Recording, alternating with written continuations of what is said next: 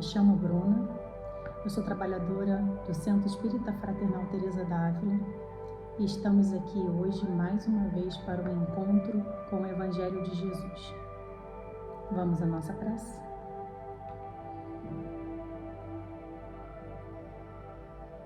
Senhor Deus Pai de infinito amor e misericórdia, Mestre querido Jesus, Maria de Nazaré, agradecidos por essa oportunidade do estudo do Teu Evangelho, Mestre querido.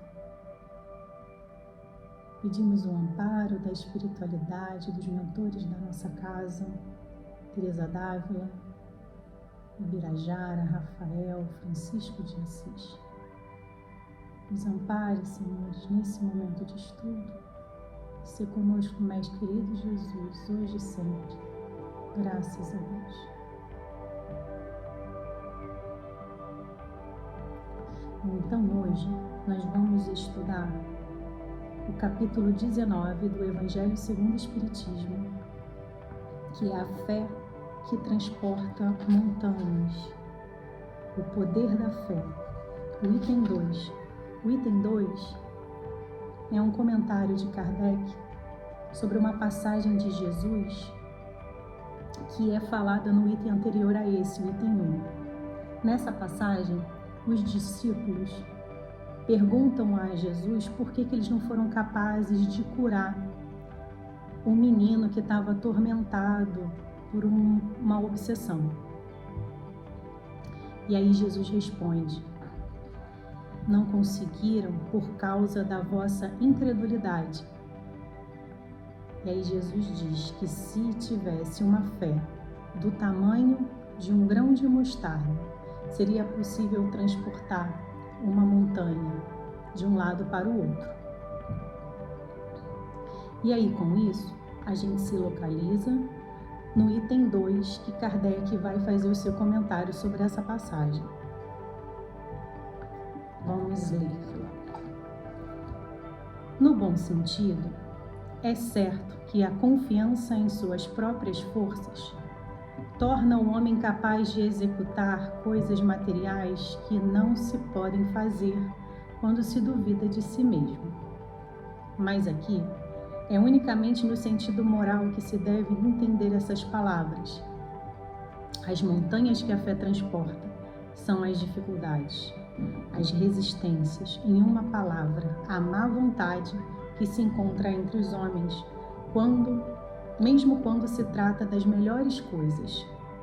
Os preconceitos da rotina, o interesse material, o egoísmo, a cegueira do fanatismo, as paixões orgulhosas, são outras montanhas que barram o caminho de qualquer pessoa que trabalhe pelo progresso da humanidade. A fé segura proporciona a perseverança, a energia e os recursos que permitem vencer os obstáculos. Tanto nas pequenas coisas como nas grandes. A fé vacilante traz a incerteza, a hesitação de que se aproveitam aqueles que devemos combater. Ela não procura os meios de vencer, porque não acredita que possa vencer. Então, nesse item, Kardec traz pra gente alguns pontos importantes, e um deles ele explica o que são as montanhas que a fé transporta. Que montanhas são essas? Ele explica que são as dificuldades, as resistências diante dos conflitos, diante dos desafios. Acontece um problema e a gente fica reclamando demais, fica murmurando demais e não foca, não tem nem energia para direcionar para a solução do problema. Assim também como o preconceito, o interesse material, o egoísmo, a cegueira do fanatismo. Todas essas dificuldades que atrapalham o nosso progresso e, portanto, retardam o progresso da humanidade. Então, as montanhas que Jesus fala na passagem Na explicação aqui de Kardec, nada mais são do que essas dificuldadades. Em outro ponto que Kardec levanta nesse item, é nos ajudando a identificar o que é a fé segura e o que é a fé vacilante. A fé segura, ela proporciona perseverança, energia e recursos que permitem vencer o desafio. Já a fé vacilante, ela nos causa incerteza, ela não é calma. E diante dos desafios, nós não buscamos os meios para vencê-los. Por quê? Porque nós não acreditamos que podemos vencer. É a falta de fé em nós mesmos. Então agora, uma vez identificado o que é a fé segura, já que é ela que nos ajuda a vencer as dificuldades, o que nós precisamos fazer para desenvolvê-la? Qual a ação que nós, espíritos ainda imaturos espiritualmente, podemos fazer para desenvolvê-la? E aí, essa resposta, quem vai nos dar é Leon Denis, no livro O Problema do Ser e do Destino, no capítulo 20, em que ele fala da vontade. Lá ele diz assim: querer é poder. A potência da vontade é ilimitada.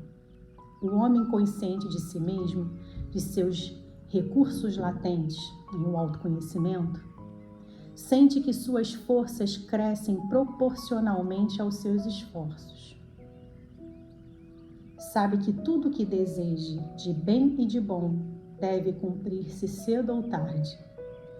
Inevitavelmente. Então, é um fato que vai se realizar, seja no presente, seja na sequência das suas existências, desde que seu pensamento esteja de acordo com a lei divina. E é nisto que se confirma a palavra celeste: a fé transporta montanhas. Então, a fé segura vence as dificuldades. E para desenvolver a fé segura, a primeira coisa que precisa ter é vontade de realizar. Então, antes de tudo, é preciso querer. Depois desse esforço de trabalho de reconhecer os recursos inatos dentro de cada um de nós, trabalhando o autoconhecimento para direcionar os nossos talentos para a realização da solução da crise, para vencer a dificuldade. Então, Leon Denis disse que se o que estamos desejando for para o bem e se for bom, desde que o nosso pensamento esteja de acordo com a lei divina, vai se realizar. Então, essa comunhão do esforço humano com o amparo divino,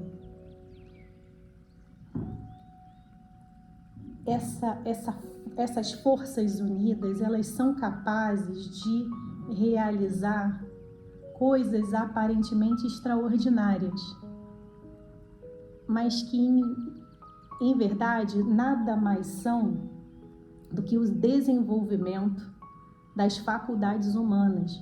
Isso está sendo dito no capítulo 19, que a gente está estudando do Evangelho, no item 12, onde ali explica o que é a fé divina e a fé humana. Então é justamente essa congregação, essa comunhão entre criatura e criador que Teresa d'Ávila apresenta ao longo do livro da vida. Porque fé é relacionamento. E é no silêncio da oração, na intimidade com Deus,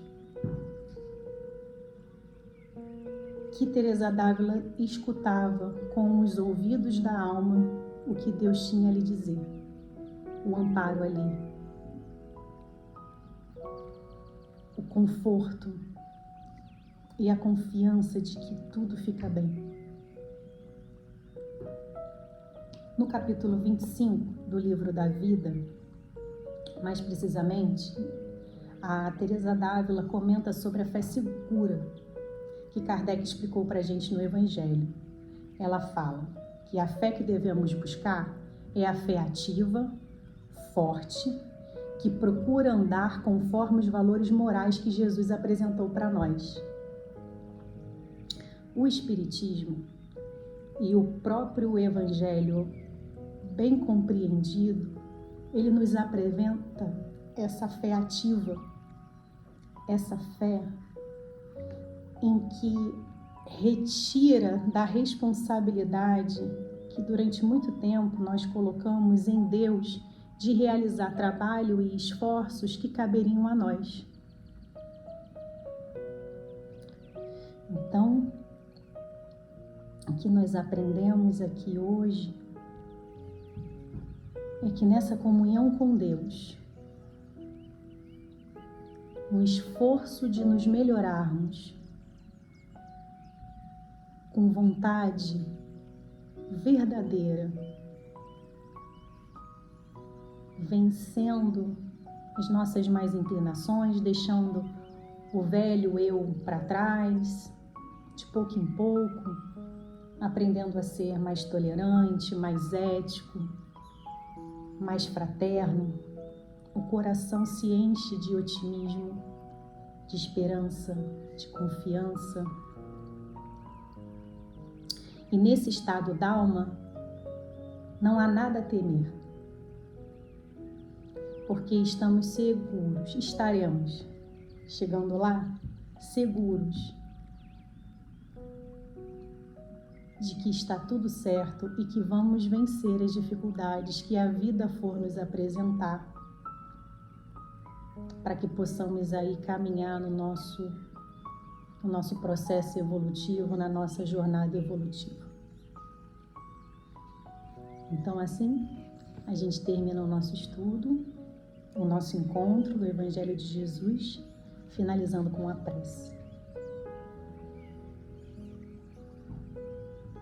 Senhor Deus, amado Mestre Jesus, Maria de Nazaré, que alegria poder reservar esse tempo para estudar o seu Evangelho, que possamos desenvolver a fé, que possamos nos esforçar cada vez mais para termos pensamentos mais sadios, para que tenhamos atitudes mais corretas, melhores sentimentos. Se conosco, amado Mestre, hoje e sempre, que assim seja, graças a Deus.